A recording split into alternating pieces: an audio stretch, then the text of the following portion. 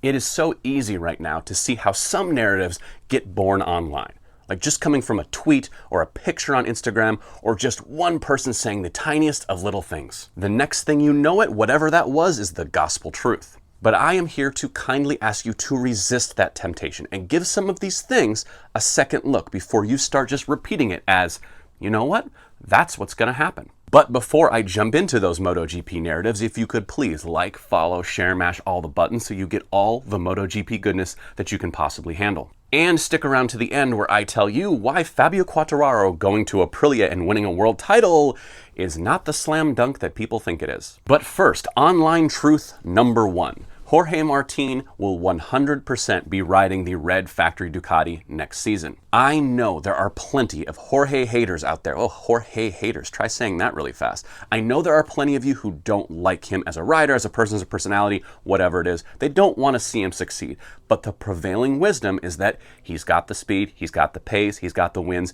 He will be on that red factory bike next year, whether Enea Bastianini likes it or not. But let's pump the brakes and really examine that. I don't think it's the done deal you all think it is, because there are several things that could keep Jorge Martin off that Ducati. The first of which is his mouth, because honestly, I think we all know he kind of wears his heart on his sleeve and says exactly what he thinks. And when you think of things from a Ducati perspective, they are not just there to win races. They're not just a company. They're not just a team. They are a brand. And they have to protect that brand. So if a rider, no matter how talented, comes in and they're not feeling the vibe, it doesn't fit into their corporate culture, they don't think it's something they can smack on a poster, put in a Ducati magazine ad, they're not going to go with that rider. It doesn't matter if you can win championships if you don't like the guy on the bike. And it's sometimes as simple as that. Sometimes people don't like each other. That's fine. Is it right? Who cares? It's just the way the world works. You don't like everyone you've ever met, even if they're good at their job. The second thing that could keep Jorge Martin off of a Ducati is, well, let's face it, he's not Italian.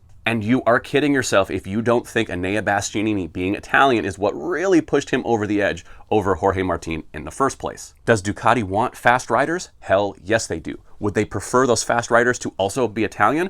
Of course they do. It's their brand. And the last argument I see a lot is, well, if they don't give Jorge the factory seat, he'll just go somewhere else and they'll have to compete with him. Well, think about it this way. How many somewhere else's are there?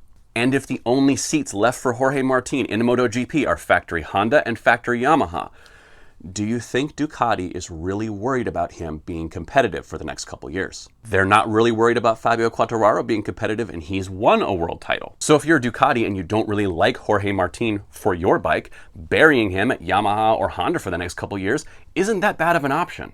And let's not forget, in their stable, they currently have Pecco Bagnaia, Enea Bastianini, Marco Bezzecchi, both Marquez brothers. They have fast riders at their disposal. I'm just saying they're not afraid of a little competition. That second MotoGP gospel that I want to kind of put my boot on the neck of is that KTM is going to promote Pedro Acosta to the factory team and demote Jack Miller to GasGas. The first big thing I keep reading is that it's going to happen mid-season, that they are already going to put Pedro Acosta up into that factory team, and it's done and dusted. Over. It's going to happen like next week. While that is possible, of course, anything is possible in MotoGP, it's not very probable. And that is because it's more than just race results that determine where a rider is going to ride. These guys are under contract for specific dollar amounts, and they have personal sponsors they've brought with them. So if you're going to demote him mid-season, you have to go back to those sponsors and say, hey, actually, change of plan. Jack's going to be riding for a completely different team. Yes, it's a KTM, but for the advertisers, it's a completely different team. They've printed materials, they've done promo packs, they have stuff with Jack in that full KTM factory getup. They can't just move him over to GasGas and then be like, yeah, it's the same.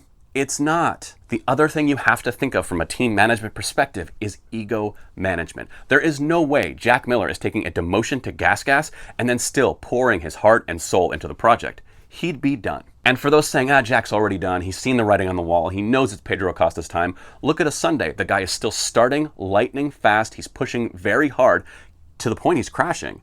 He's not given up. Now, I do agree that it is more than likely that Pedro Acosta sits in that factory KTM seat next season. Where Jack Miller goes, straight to GasGas, I don't think so. I don't think you take a rider like Miller and just demote him and he's like, Okay guys, cool with me. So it is much more likely that Jack Miller tries to find a seat somewhere else, which will be hard to do, or he moves on to something like World Superbike, or maybe even something closer to home now that he's starting a new family. And finally, the slam dunk of all narrative online slam dunks.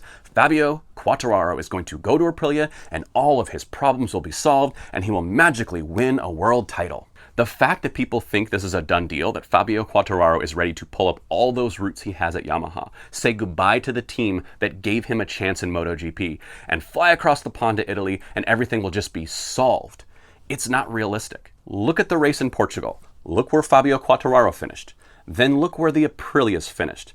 The Aprilia is not a magic bullet to win the world title, guys. And I know what you're going to say. Maverick Vinales, he was fighting at the front until his gearbox blew. Yeah, until his gearbox blew. And reliability has been a nasty problem for Aprilia that they still haven't fixed after years and years of development. Not to mention the regulations in 2027 are changing completely, which means a small factory like Aprilia is going to be set at the same level as everybody else. Yamaha, Honda, Ducati, all these huge brands, and Aprilia is kind of down here. Are they going to have the resources to continue to give Fabio Quartararo a competitive bike even when the rules change? So is Fabio Quartararo going to Aprilia? We don't know. He could be. He's talking to them. He's weighing all his options and he wants to make a decision quickly. But for those frustrated saying, oh, why doesn't he just do it already? What is he waiting for? It's all the things I mentioned. There is a lot to take into consideration. And I'm only talking about the stuff that happens on the track with the development of the motorcycle. I'm not even talking about the corporate culture, the paycheck. Those things matter too. So next time you see something online that just seems like the slam dunk true common sense, why isn't that happening the way I think it should be happening? It's because there's a lot of thought that goes into these things. And sometimes there isn't much thought that goes in to a single tweet or one Instagram photo.